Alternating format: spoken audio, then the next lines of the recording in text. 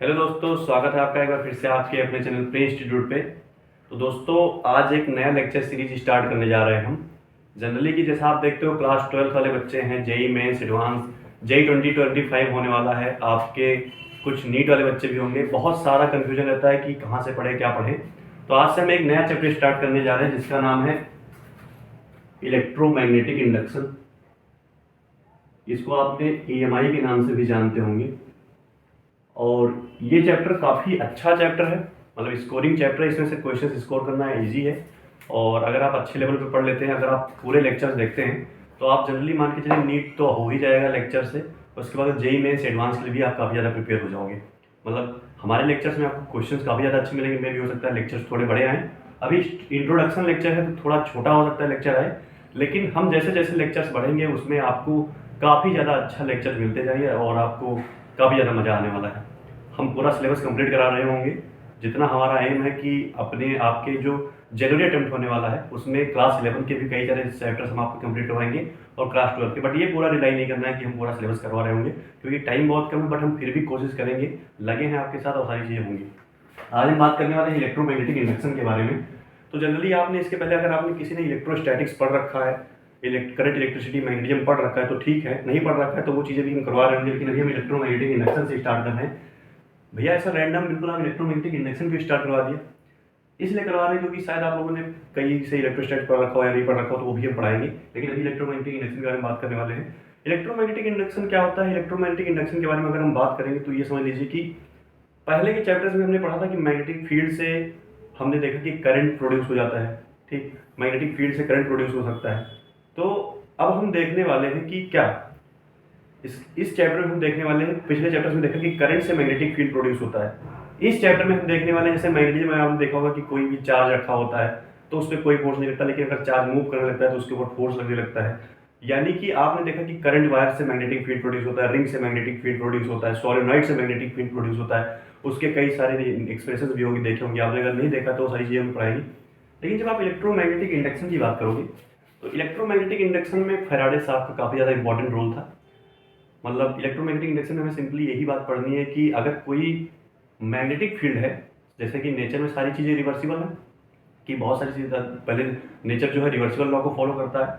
तो अगर कोई करंट कैरिंग वायर है या करंट कैरिंग लूप है, अगर वो मैग्नेटिक फील्ड जनरेट कर सकता है, तो क्यों नहीं ऐसा हो सकता कि कोई जो मैग्नेटिक फील्ड है तो उससे हम करंट जनरेट कर सके। इसी बात पे साइंटिस्ट डिस्कशन कर रहे थे। डिस्कशन करते करते उन्होंने देखा कि क्या ऐसा हो सकता है। अगर ऐसा होना पॉसिबल है तो उन्हीं से ये आपका ये इलेक्ट्रोमैग्नेटिक इंडक्शन चैप्टर का नाम आया। और उसी के बारे में थोड़ी बहुत ज़्यादा जानकारी हमें करनी भी है, थोड़ी बहुत जानकारी करेंगे। तो आपका जो सबसे पहला टॉपिक है पढ़ना है वो है मैग्नेटिक फ्लक्स। क्या है? आपको सबसे पहले पढ़ना है मैग्नेटिक फ्लक्स के बारे में।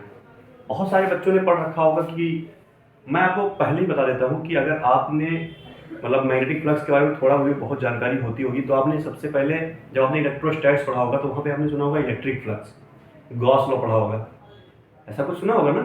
तो लेकिन यहाँ पे हम बात करने वाले मैग्नेटिक फ्लक्स क्या होता है। मतलब आप फ्लक्स को मान सकते हैं कि फ्लो कह सकते हैं कि फ्लक्स जो आपका होता है फ्लो होता है, ऐसा कोई नेचुरल डेफिनेशन नहीं है। लेकिन फ्लक्स क्या है, बात करें मैग्नेटिक फ्लक्स होता क्या है। तो मैग्नेटिक फ्लक्स की एक सिंपल सी डेफिनेशन होती है कि number of field lines passing through any surface area perpendicularly। ये डिफिनेशन सफिशिएंट नहीं है। सिंपल सी डिफिनेशन होती है कि कोई भी मैग्नेटिक फील्ड लाइन से फ्लक्स, मतलब एक किसी सरफेस एरिया के थ्रू फ्लक्स, हम ये बता सकते हैं कि उस सरफेस एरिया से कितनी नंबर ऑफ फील्ड लाइंस पास हो सकती है। मान लो आप किसी जगह बैठ के पढ़ रहे होगे, आप अपनी कॉपी पे पढ़ रहे होंगे, कॉपी पे लिख रहे होगे, तो आप ये समझिए, थोड़ा इमेजिन करें कि अगर आपकी कॉपी से मान लीजिए 10 फ्लक्स लाइंस निकल रही, कितनी? मान लीजिए आपका एक सरफेस एरिया है, ऐसे ऐसे कोई सरफेस एरिया है और यहाँ से इस सरफेस एरिया से मान लीजिए कि 2 मैग्नेटिक फील्ड लाइंस पास हो रही है। इस सरफेस एरिया से कितनी? दो मैग्नेटिक फील्ड लाइंस पास हो रही है। अगर यहाँ से 2 मैग्नेटिक फील्ड लाइंस पास हो रही हैं, इसका मतलब यहाँ पे फ्लक्स की वैल्यू, फ्लक्स आपको दिखाते हैं फाई से, मैग्नेटिक फ्लक्स की वैल्यू है 2। कितनी है? 2। अब ठीक है, मैग्नेटिक फ्लक्स लाइन पता चल गया कि मैग्नेटिक फ्लक्स होता क्या है, कि किसी सरफेस से कितनी मैग्नेटिक फील्ड लाइंस क्रॉस कर रही है उसी को क्या कहते हैं? आपको मैग्नेटिक फ्लक्स कहते हैं। मतलब परपेंडिकुलरली क्रॉस करे कि कितनी मैग्नेटिक फील्ड लाइंस है जो परपेंडिकुलरली सरफेस को क्रॉस करे। मान लीजिए ये आपका सरफेस है पूरा बोर्ड, अगर ये मैग्नेटिक फील्ड लाइंस ऐसे परपेंडिकुलरली क्रॉस कर रही है तो उसी को क्या कहते हैं, फ्लक्स कहते हैं। अभी एक चीज आपको जब डेफिनेशन आएगा तो उसमें आप पढ़ोगे कि फाई जो होता है आपका होता है बी डॉट ए। ये पूरी चीजें हम डिराइव कर रहे होंगे, शायद आपने इसके पहले ये चीजें ना की हो, लेकिन हम पूरी चीजें एक डिटेल से स्टार्टिंग से लेकर डिटेल तक जाएंगे। आप अगर लेक्चर देखते रहोगे तो मजा भी आएगा आपको काफी ज्यादा। यहाँ पे फ्लक्स की वैल्यू मैंने बोली 2 है। मैंने कहा मैग्नेटिक फील्ड लाइंस की बात हो रही है, किसी एरिया से पास हो रही है, दो ही चीज हमारे पास है, मैग्नेटिक फील्ड लाइंस और एरिया। मैंने कहा ठीक है, मैं क्या करता हूं, मैं मैग्नेटिक फील्ड इंटेंसिटी, मतलब यहाँ पे कुछ मैग्नेटिक फील्ड मैंने प्रोड्यूस की होगी, मान लीजिए वायर से मैग्नेटिक फील्ड प्रोड्यूस की है, मैंने वायर में करंट और बढ़ा दिया, जिससे क्या होगा, मैग्नेटिक फील्ड और बढ़ जाएगा। अगर मैग्नेटिक फील्ड मैंने कहा यहाँ पे मान लीजिए मैग्नेटिक फील्ड बी थी, मैंने बोला कि सरफेस एरिया तो वही है, क्या है, एरिया तो वही है, लेकिन मैंने क्या किया, मैंने मैग्नेटिक फील्ड की इंटेंसिटी बढ़ा दी, यानी मैग्नेटिक फील्ड लाइंस बढ़ा दी। मान लीजिए अभी पहले यहाँ से 2 मैग्नेटिक फील्ड लाइंस इसके अंदर से पास हो रही थी, अब मान लीजिए इसके अंदर से मान लीजिए 3 मैग्नेटिक फील्ड लाइंस पास होने लगी। अगर जब इंटेंसिटी बढ़ा देंगे तो मैग्नेटिक फील्ड लाइंस और क्लोज आ जाएगी। जैसे कि आपके पास एक मैग्नेट होता है, तो मैग्नेट जब मैग्नेट से आप दूर रहते हो तो वहाँ पे मैग्नेटिक फील्ड लाइंस मैक्सिमम नहीं पहुंच पाती, वहाँ पे जो मैग्नेटिक फील्ड लाइंस की वैल्यू होती है वो कम होती है। लेकिन जब आप मैग्नेट के पास आ जाते हो तो वहाँ से काफ़ी ज़्यादा मैग्नेटिक फील्ड लाइंस निकलती है, तो वहाँ पे मैग्नेटिक फील्ड लाइंस की वैल्यू क्या होती है, ज़्यादा होती है। तो मान लीजिए हमने यहाँ पे जो आपके मैग्नेटिक फील्ड की वैल्यू उसको इंक्रीज कर दी, तो इसके अंदर से कितनी ज़्यादा मैग्नेटिक फील्ड लाइंस पास होने लगी। तो यहाँ से मान लीजिए कि फ्लक्स जो आपका है वो है 3, ये 3 लाइंस यहाँ से पास हो रही है इस सरफेस एरिया से, यहाँ पे फ्लक्स कितनी वैल्यू 3 आ गई। तो मैंने क्या बोला, जब मैंने मैग्नेटिक फील्ड की वैल्यू इंक्रीज की तो फ्लक्स की वैल्यू क्या हो गई, इंक्रीज हो गई, यानी कि phi is directly proportional to B. आया कि अगर मैग्नेटिक फील्ड की वैल्यू मैं इंक्रीज कर रहा हूं तो फ्लक्स की वैल्यू क्या हो जा रही है, इंक्रीज हो जा रही है। ठीक है, मैंने कहा कि मान लो मैग्नेटिक फील्ड की वैल्यू तो वही रहने दी कि इतनी जितनी थी, लेकिन मैंने एरिया बढ़ा दिया। मैंने क्या कर दिया, एरिया मैंने बढ़ा दिया। तो अब जो मैग्नेटिक फील्ड लाइंस इससे नहीं पास हो पा रही थी वो भी पास होने लगी होंगी। मान लो ये भी पास होने लगी, ये भी पास होने लगी, ये भी पास होने लगी, ये भी पास होने लगी और ये भी पास होने लगी। यहाँ जो नीचे भी रह जा रही होंगी वो भी पास होने लगी। तो यहाँ पे मैग्नेटिक फ्लक्स की वैल्यू कितनी होगी, 1 2 3 4 5 6। तो फ्लक्स की वैल्यू हो गई 6। जितनी मैग्नेटिक फील्ड लाइंस किसी एरिया को क्रॉस कर रही है परपेंडिकुलरली, उन्हीं को क्या कहते हैं, मैग्नेटिक फ्लक्स कहते हैं। तो यहाँ मैग्नेटिक फ्लक्स की वैल्यू कितनी हो गई, 6 हो गई। तो मैंने कहा जब मैंने सरफेस एरिया इंक्रीज किया, मैंने क्या इंक्रीज किया, सरफेस एरिया, तब भी मैग्नेटिक फ्लक्स की वैल्यू पता चली।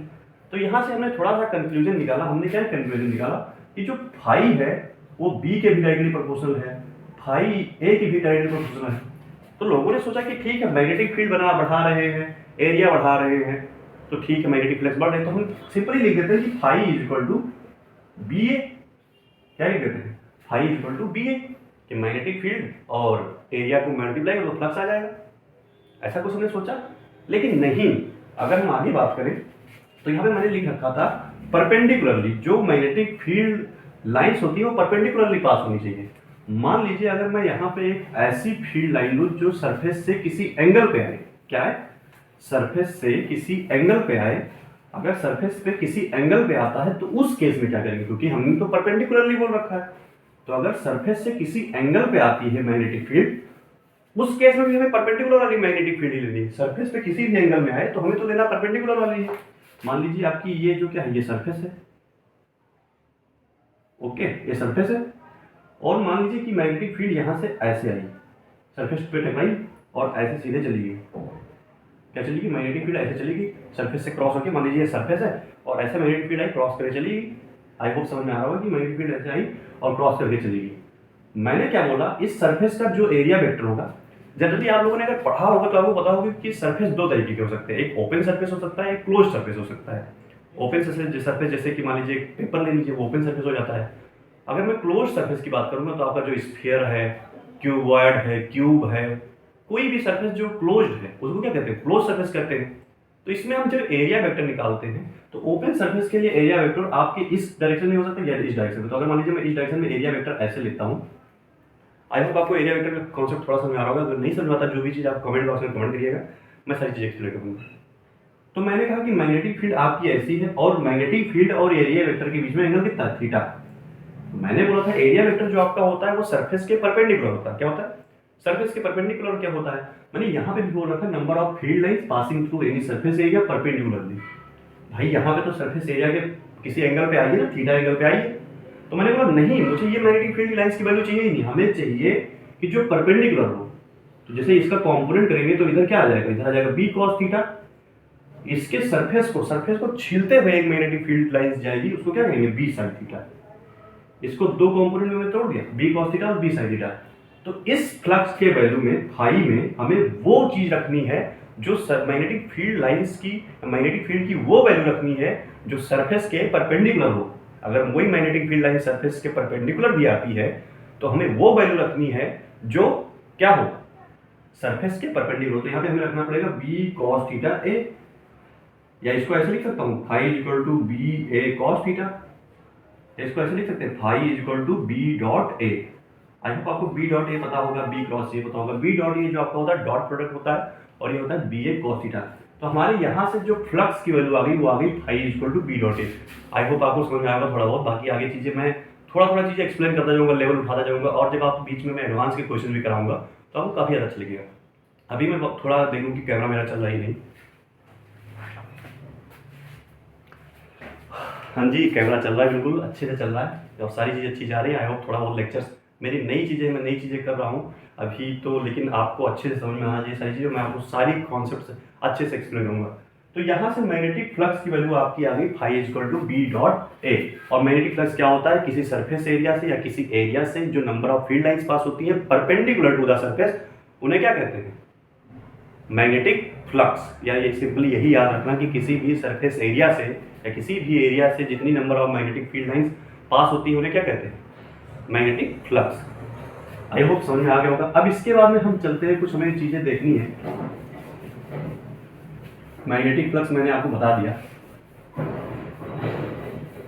अब कुछ चीजें हमें देखनी है, जैसे कि है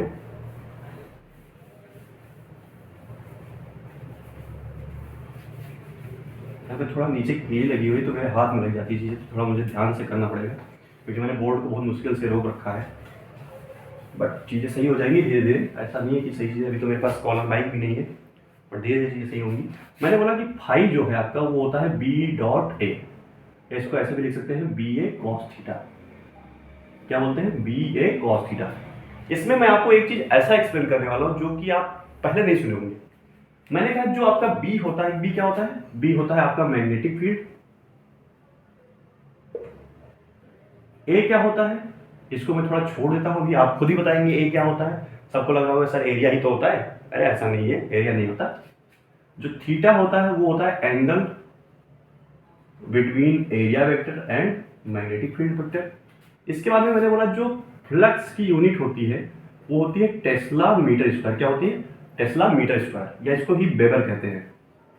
जब आपने मैग्नेटिक फील्ड पढ़ा होगा यानी बी आपने पढ़ा होगा तो बी की वैल्यू, आप बी की यूनिट आपको बताइए, बी की जो होती है वो होती है वेबर पर मीटर स्क्वायर। क्या होती है, वेबर पर मीटर स्क्वायर।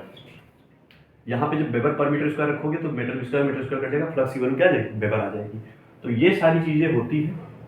इसके बाद में मैंने बोला कि जो ये ए है ये क्या होता है, थोड़ा दिमाग घुमाने वाली चीज है। चलो इसको थोड़ा मैं आपको एक्सप्लेन करता हूँ। जैसे कि इसको चीजें मैंने बता दी है, अब देखते हैं कि ए क्या होता है, क्योंकि आपको लग रहा होगा कि एरिया होता है, लेकिन नहीं, ऐसा नहीं है, एरिया नहीं होता है भाई। थोड़ी चीजें इसमें मॉडिफाई करनी पड़ती है। इसके लिए मैं आपको एक क्वेश्चन लेके समझाता हूँ। जो क्वेश्चन है वो ऐसा है कि मान लीजिए आपके पास यहाँ पे मैग्नेटिक फील्ड लाइंस दे रखी है, मैग्नेटिक फील्ड ऐसे दे रखी है, ये मैग्नेटिक फील्ड है आपकी,